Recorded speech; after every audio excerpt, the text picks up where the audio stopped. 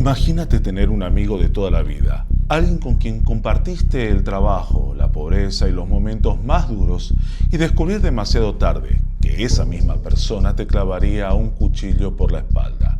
Pensar en una traición así estremece, pero se vuelve aún más aterrador cuando te das cuenta de que la víctima fue arrojada a morir en un charco de agua sucia por quien consideraba a su hermano.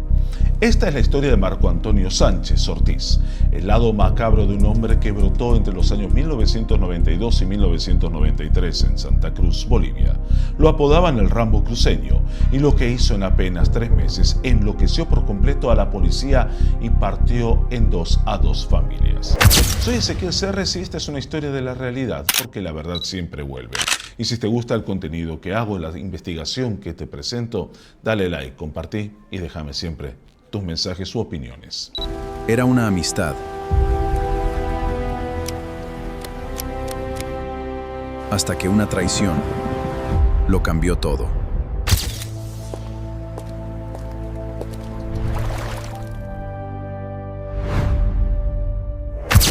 Un rostro con rasgos finos y mirada fría puede esconder el instinto criminal más despiadado cuando la codicia y el desespero se juntan. Y es que Marco Antonio nació en Culpa, Bélgica, en un pequeño pueblo de Santa Cruz. De joven era rebelde. Dejó los estudios en tercero intermedio y se dedicó a trabajar como tractorista. Allí mismo conoció sus dos futuras víctimas.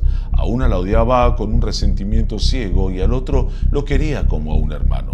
Pero cuando se quedó sin trabajo y con la enorme presión de tener 4 concubinas, cada una de ellas con un hijo, todo su entorno cambió.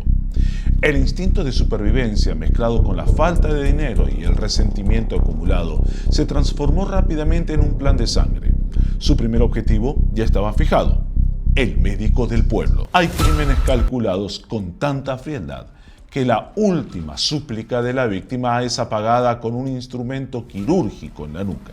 Todo se desató la madrugada del 19 de diciembre de 1992 tras asistir a una fiesta en una escuela y beber cerveza hasta casi las 3 de la madrugada. Marco Antonio se dirigió directo al domicilio del médico. La víctima era el doctor César Ledesma Mérida, director del Hospital del Ingenio. Según el propio agresor, ya acumulaba una profunda rabia contra él. Primero, por negarse a darle un parte de baja tras sufrir un corte en el rostro trabajando. Y luego, por negarse a atender a su padre postrado tras varias embolias. Y finalmente, porque despreciaba el hecho de que el médico, dicen que en el pueblo, decía, tenía varias amantes casadas. Pero el verdadero móvil era robarle su vehículo. Toqué la puerta a las 2:50 de la madrugada. Fingí que me dolía el estómago. Le dije que me sentía muy mal. Todo ocurrió muy rápido. Él salió en ropa de dormir. Agarré un cuchillo de la repisa. Le asesté el primer golpe en el pecho. Pero en ese momento no vi otra salida. Ahora tengo que vivir con eso.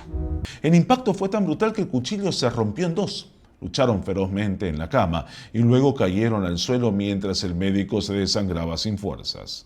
Cuando Marco Antonio vio que el profesional ya no podía más, fue a la heladera, agarró una tijera quirúrgica de operaciones y se la clavó directamente en la nuca para rematarlo. El dinero bañado en sangre siempre se termina. Y cuando la billetera vuelve a quedar vacía, el monstruo es capaz de vender la vida de su mejor amigo por unos cuantos pesos, y así fue. Tras dejar inmóvil al médico, Marco Antonio revisó los cajones y encontró una billetera con $4.500, joyas y un reloj de manilla amarilla. Desistió de llevarse el jeep. Se lavó las manos ensangrentadas en el baño, cerró la puerta y se fue. Durante 3 meses derrochó absolutamente todo en prostíbulos, alcohol y fiestas en Montero, Portachuelo y Guarnes. Aunque declaró que por las noches no podía dormir por el arrepentimiento, en cuanto se le acabó el dinero, planeó de forma premeditada su segundo golpe. Esta vez, la víctima sería su amigo de la infancia, su hermano de vida, Eber Lola Chávez, de 28 años. El 19 de marzo de 1993, Marco Antonio lo contrató e insistió para una carrera desde la Bélgica hacia Guarnes. Llevaba un cuchillo escondido. En pleno trayecto lo apuñaló 4 veces, lo tiró en un matorral y lo abandonó a su suerte para robarle la renta del día y su vagoneta Toyota Corolla. Todo asesino serial comete un error absurdo que termina por derrumbar su castillo de mentiras e impunidad. Mientras el cuerpo de un humilde taxista permanecía oculto, descomponiéndose durante 5 días, el criminal continuaba de parranda.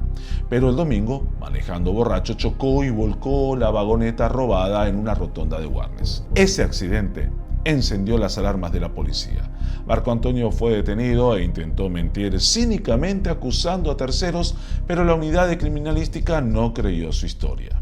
El verdadero quiebre de la investigación ocurrió cuando los agentes revisaron un billar donde el sospechoso había dejado objetos en prenda.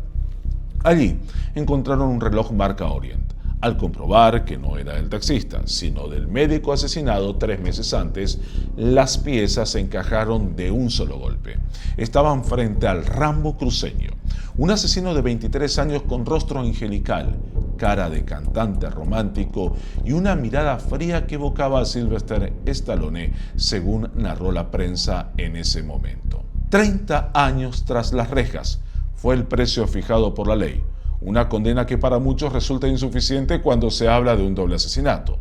Y es que, aunque Marco Antonio apagó con extrema crueldad 2 vidas productivas en la región en Bolivia, el Código Penal establece una norma estricta: los delitos no son sumatorios. Por esta razón, fue procesado bajo el artículo 252 del Código Penal por el delito de asesinato y se le impuso la pena máxima de 30 años de prisión sin derecho a indulto.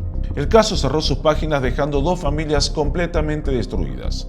Una muerte ejecutada por un resentimiento absurdo disfrazado de necesidad. La otra marcada a fuego por la peor de las traiciones hacia un amigo íntimo que confiaba ciegamente en él. ¿Qué es lo que realmente empuja a una persona a cruzar la línea y arrebatarle la vida a alguien cercano? ¿La falta de oportunidades, la codicia o una frialdad interna que simplemente esperaba el momento para salir? Déjame tu opinión en los comentarios y decime si crees que el criminal nace con esta maldad o la va adquiriendo por razones que se van presentando. Te leo y seguime para más historias de la realidad.